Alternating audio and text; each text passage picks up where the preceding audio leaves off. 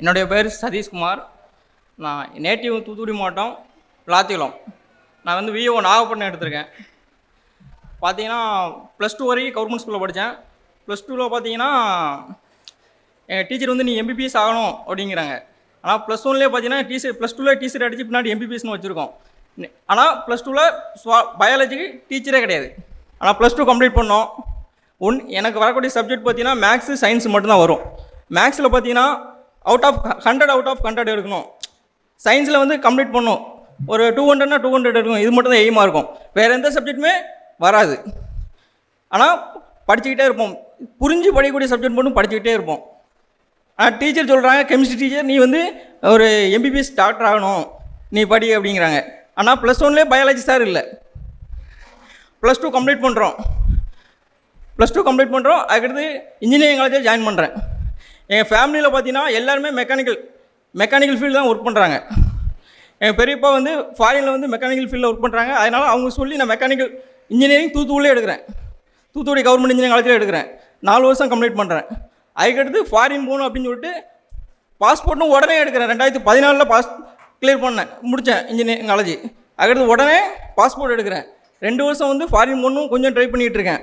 அதுக்கடுத்து பார்த்தீங்கன்னா மைண்ட் அப்படியே மாறுது, ஒரு கவர்மெண்ட் செக்டரில் போகணும் அப்படின்ட்டு. 2018 சுரேஷில் ஜாயின் பண்ணுறேன். எல்லாமே என்னோடய ஓன் எஃபர்ட்டில் அப்படியே போயிட்டே இருக்குது. 2018 கிளாஸ் ஜாயின் பண்ணுறேன். குரூப் 2 ஜாயின் பண்ணுறேன். ஆனால் கிளாஸ் பார்த்தீங்கன்னா எனக்கு ரொம்ப பிடிச்சது வந்து பாலிட்டி வந்து சுகேஷ் சார் எடுத்தாங்க. எங்களுக்கு கெமிஸ்ட்ரி பட்டு சார் எடுக்காங்க. எக்கனாமிக்ஸ் கனிமுருகன் சார் எடுக்கிறாங்க. டேரெக்டாக எங்களுக்கு அவங்களே கிளாஸை எடுக்கிறாங்க. அப்படியே இப்போ பாலிட்டிலாம் பார்த்தீங்கன்னா படிக்கவே தேவையில்லை. கிளாஸ் மட்டும் அட்டன் பண்ணாலே நம்மளுக்கு அப்படியே அப்சர்வ் ஆகும். ஆர்டிகல் 19 லிபர்ட்டி 21 இந்த மாதிரி ஆர்டிகல்லாம் லைஃப் டு லிபர்ட்டி ரொம்ப சூப்பராக இருக்கும். கிளாஸ் அட்டன் பண்ணாலே கம்ப்ளீட்டாக படித்த மாதிரி. நம்ம உட்காந்து வந்து அவ்வளோத்தையும் ஆர்டிகல் படிக்கணும், மனப்பாடம் பண்ணணும் அப்படி எதுவுமே கிடையாது. படிக்கணும். 2018 நான் பார்த்தீங்கன்னா நான் மெக்கானிக்கல் ஒர்க் ஷாப் வச்சுருக்கேன். 16 வருஷம் என்னோடய மெக்கானிக்கல் ஒர்க் ஷாப் கடை நடத்திட்டு இருக்கேன். எங்கள் அப்பாவோட சேர்ந்து ஒர்க் பண்ணிகிட்டு இருக்கேன். 16 வருஷம் 2007லேருந்து இப்போ வரைக்கும் மெக்கானிக்கல் ரீவைண்டிங் ஒர்க் ஷாப் பண்ணிகிட்டு இருக்கேன். எலக்ட்ரிக்கல் ஒர்க் ஷாப் வச்சுருக்கேன்.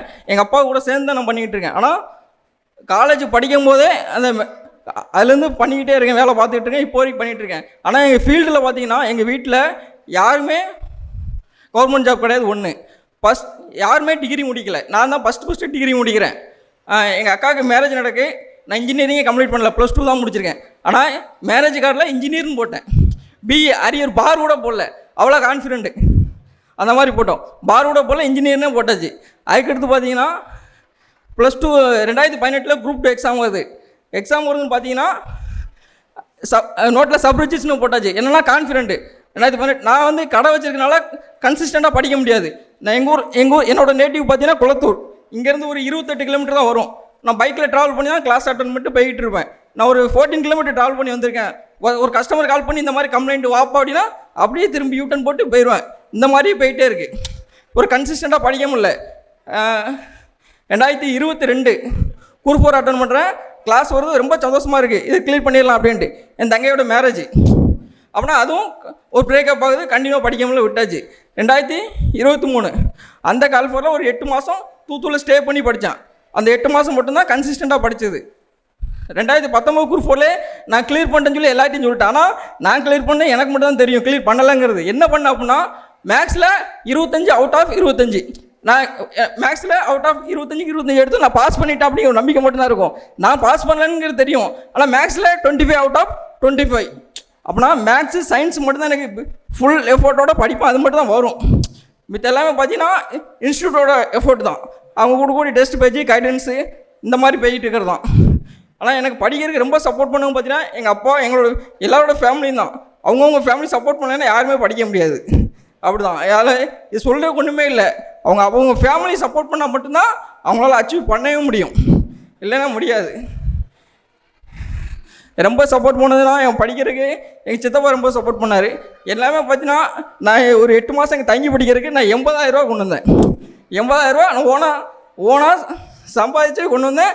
80,000 காலி பண்ணோன்னே இங்கேருந்து கிளம்பி போனேன். எல்லாமே பார்த்தீங்கன்னா நான் ஓனாகவே பண்ணிக்கிட்டேன்.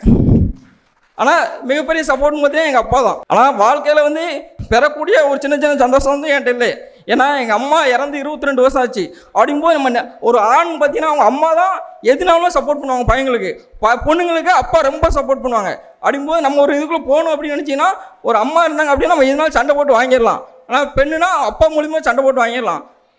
அது ஒன்று மட்டும் தான் மைனஸாக இருந்துச்சு. ஆனால் எங்கள் அப்பா சப்போர்ட் எல்லாமே ரொம்ப சப்போர்ட்டு.